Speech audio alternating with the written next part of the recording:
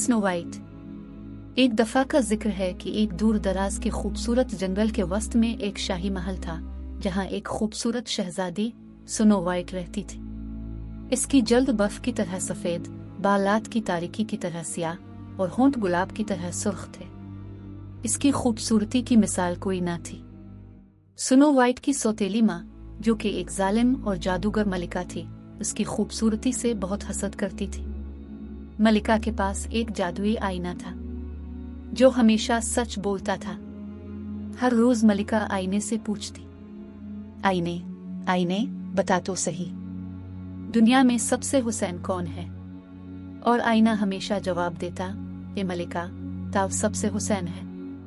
मगर वक्त के साथ साथ स्नो वाइट की खूबसूरती बढ़ती गई और एक दिन आईने ने मलिका को बताया, ए मलिका, ताव हुसैन है, मगर स्नो वाइट तुझसे ज्यादा हुसैन है। ये सुनकर मलिका का खून खोल उठा।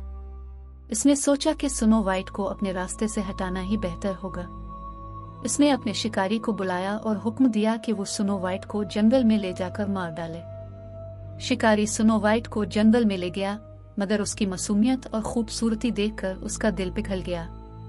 उसने स्नो वाइट को जाने दिया और इससे कहा कि वो कभी वापस महल ना जाए। स्नो वाइट शिकारी की बात मानकर जंगल में भटकने लगी। जंगल में भटकते हुए स्नो वाइट को एक छोटा सा प्यारा घर मिला। वो घर बहुत खूबसूरत और अजीबोगरीब था, जैसे किसी ने उसे जादुई दुनिया से निकाला हो। स्नो वाइट ने इस घर का दरवाजा खटखटाया, मगर कोई जवाब ना आया, लिहाजा वो अंदर चली गई। घर के अंदर उसने 7 छोटे छोटे बिस्तर, 7 छोटे छोटे प्लेट और 7 छोटे छोटे कुर्सी देखी। स्नो वाइट बहुत थकी हुई थी। इसने बिस्तर पर लेटकर आराम करने का फैसला किया और जल्द ही गहरी नींद में सो गई। शाम को 7 बोने, जो कि इस घर में रहते थे, अपनी काम से वापस आए। उन्होंने स्नो वाइट को अपने बिस्तर पर सोया हुआ पाया।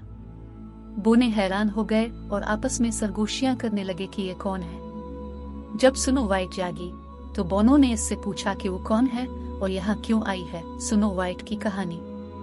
स्नो वाइट ने उन्हें अपनी सारी कहानी सुनाई और बोनों ने उसकी मदद करने का फैसला किया। उन्होंने इसे अपने घर में रहने की इजाजत दी और कहा कि वो इसके साथ मिलकर रहेंगे और उसकी हिफाजत करेंगे। जब मलिका ने आईने से दोबारा पूछा, आईने आईने बता तो सही, दुनिया में सबसे हुसैन कौन है? ये कही। आईना बोला, मलिका, ताव हुसैन है, मगर स्नो वाइट, जो 7 बोनों के साथ जंगल में रह रही है, तुझसे ज्यादा हुसैन है। ये सुनकर मलिका का गुस्सा 7वें आसमान पर पहुंच गया। उसने मुख्तलिफ भेस बदलकर स्नो वाइट को मारने के कई नाकाम मंसूबे बनाए। पहला मंसूबा। सबसे पहले मलिका ने एक जादुई कंघी बनाई जो बालों में लगाने से जहर आलूद हो जाती थी।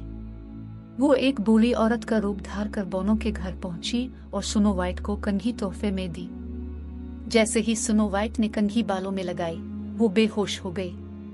जब बोने वापस आए तो उन्होंने स्नो वाइट को बेहोश पाया। उन्होंने कंघी को निकालकर स्नो वाइट को होश में लाया और इसे हिदायत दी कि वो किसी से कोई चीज ना ले। मलिका ने एक बार फिर एक जादुई बेल्ट बनाई और दोबारा बूढ़ी औरत का भेस बदलकर स्नो वाइट के पास गई। इसने बेल्ट को स्नो वाइट की कमर पर बांधा और उसे सख्त कर दिया, जिससे स्नो वाइट बेहोश हो गई। बोने ने एक बार फिर स्नो वाइट को बेहोश पाया और बेल्ट को खोलकर उसे होश में लाए। उन्होंने स्नो वाइट को दोबारा हिदायत दी कि वो किसी से कोई चीज ना ले। मलिका ने आखिरकार एक जादुई सेब बनाया जो 2 हिस्सों में बटा हुआ था। एक हिस्सा जहर आलूद था और दूसरा हिस्सा बिल्कुल ठीक था। वो फिर एक बूढ़ी औरत का रूप धार कर बोनों के घर पहुंची और स्नो वाइट को सेब का सही हिस्सा खाकर दिखाया। स्नो वाइट ने भी सेब का जहर आलूद हिस्सा खाया और फौरन बेहोश हो गई। बोनों ने जब स्नो वाइट को बेहोश पाया तो उन्हें बहुत दुख हुआ। उन्होंने हर मुमकिन कोशिश की, मगर स्नो वाइट को होश में ना ला सके। वो बहुत गमगीन हो गए और स्नो वाइट को एक शीशे के ताबूत में रखकर जंगल में रख दिया। एक दिन एक शहजादा जो जंगल से गुजर रहा था, उसने स्नो वाइट को शीशे के ताबूत में देखा। इसकी खूबसूरती ने शहजादे को मसहूर कर दिया। इसने बोनों से दरख्वास्त की कि वो स्नो वाइट का ताबूत इसे दे दे। बोनो ने शहजादे की मोहब्बत और खुलूस को देखकर ताबूत देने का फैसला किया।